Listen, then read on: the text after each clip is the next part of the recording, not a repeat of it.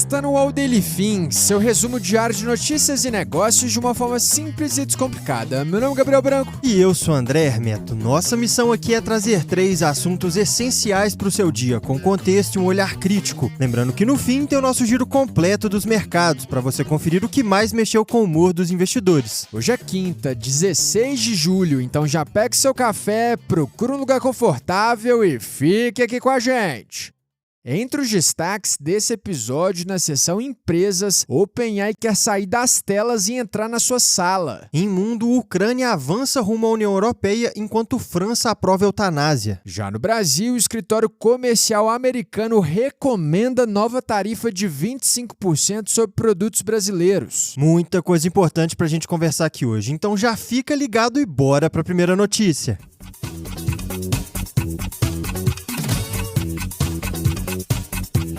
No mundo dos negócios, depois de revolucionar o mundo com o ChatGPT, a OpenAI está preparando sua estreia no mundo físico agora. Segundo a Bloomberg, o primeiro gadget da companhia deve ser uma caixa de som inteligente, mas com ambições bem maiores do que uma caixa de som comum. E a ideia aqui é que esse aparelho funcione como uma espécie de materialização do ChatGPT. Na prática, ele seria capaz de gerenciar dispositivos, reproduzir mídias e conversar de um jeito quase humano. E tem um detalhe importante também: o dispositivo deve ser portátil, sem telas, capaz de se mover e com bateria recarregável, diferente do HomePod da Apple e do Home Speaker do Google, que ficam fixos na tomada. E o que alimenta tudo isso é o novo ChatGPT Voice Mode, que é capaz de traduzir conversas em tempo real e executar tarefas em segundo plano. Além disso, o aparelho deve ter uma personalidade própria e irá aprender com os hábitos do usuário ao longo do tempo. E o projeto também tem uma assinatura de peso do famoso Jony Ive, o ex-chefe de design da Apple e pai do iPhone. A apresentação está prevista para 2026, com vendas em 2027. Agora, por trás do business, a OpenAI quer que a IA transforme a voz na principal forma de acessar informações, reduzindo a dependência das telas. Com isso, a empresa entra no mercado hoje liderado por Alexa, Siri e Google Assistant, que ainda tentam se adaptar ao avanço da IA generativa. Só que o caminho não deve ser tranquilo. Na semana passada, a Apple processou a OpenAI por suposto uso indevido de informações confidenciais. Além disso, na terça, a Apple lançou o beta do iOS 27 com uma Siri renovada, capaz de acessar e-mails, fotos e mensagens, entender o conteúdo da tela e operar num app próprio. Pois é, Andrezinho, a OpenAI tenta levar o ChatGPT para o mundo físico, enquanto a Apple também acelera sua própria assistente dentro do iPhone. Mas com esse movimento de tecnologia fechado, a gente segue agora para o noticiário internacional.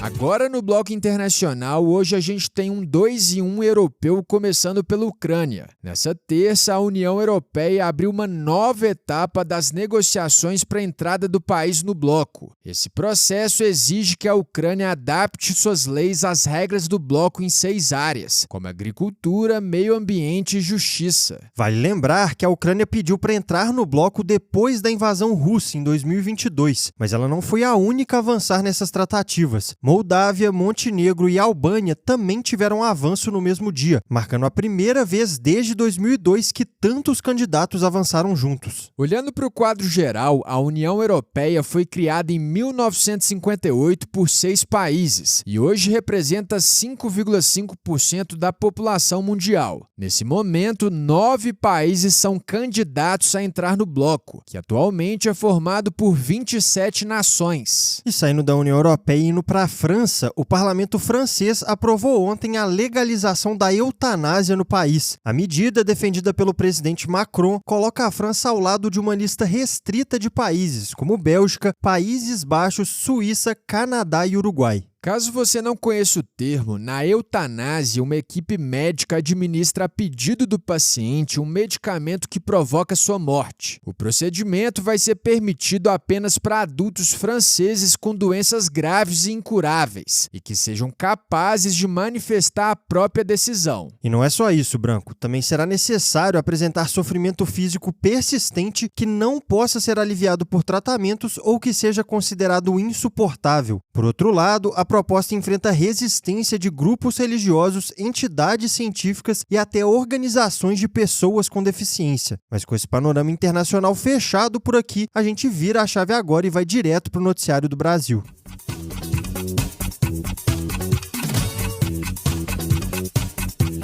Começando o bloco de Brasil, os Estados Unidos devem confirmar uma tarifa adicional de 25% sobre produtos brasileiros. O chefe do USTR, que é o escritório comercial americano, deu as negociações por encerradas e levou a recomendação final a Donald Trump.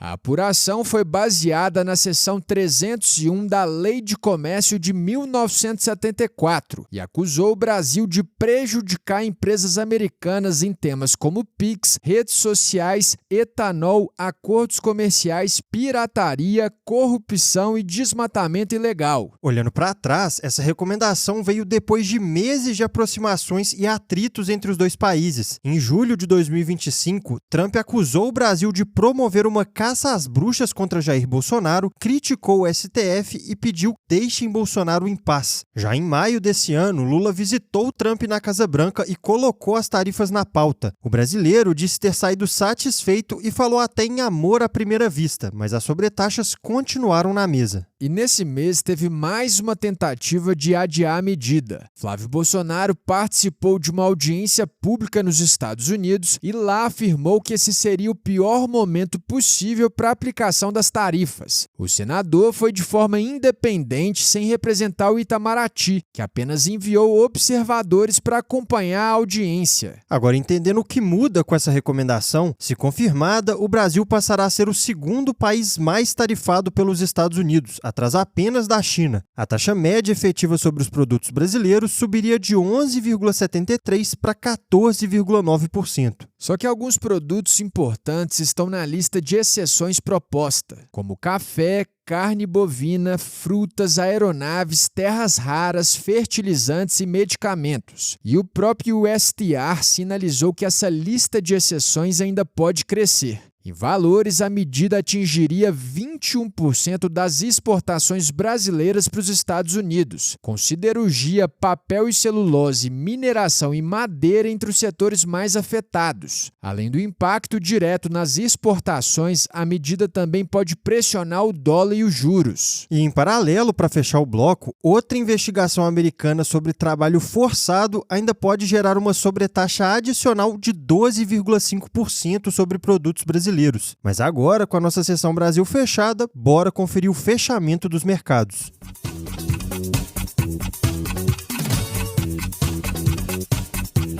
No fechamento dos mercados do Daily Fin, a gente começa pelo exterior. Nessa quarta-feira, em Wall Street, o S&P 500 subiu 0,38%, enquanto o Nasdaq avançou 0,62%. Por lá, a inflação ao produtor veio abaixo do esperado, reforçou os sinais de desaceleração dos preços e animou os investidores. O indicador PPI caiu 0,3% em junho e em 12 meses acumula alta de 5,5%. Entre os destaques, a BlackRock subiu 6,63% após divulgar lucro de 1,9 bilhão de dólares no segundo trimestre. Os ativos sob gestão atingiram um recorde de 15,3 trilhões de dólares, quase metade do PIB dos Estados Unidos. Já a Richmond avançou 6,68% após registrar vendas de 6,3 bilhões de euros no trimestre encerrado em junho. A divisão de joias, que reúne marcas como Cartier, cresceu 24%. No Brasil, em meio às discussões sobre tarifas comerciais, o Ibovespa fechou em queda de 0,36%, aos 176.011 pontos. A Anima Educação despencou 32,75%, após anunciar a compra das Faculdades Metropolitanas Unidas por até 410 milhões de reais. Depois da notícia, o BTG rebaixou a ação de compra para neutra, por considerar a aquisição cara e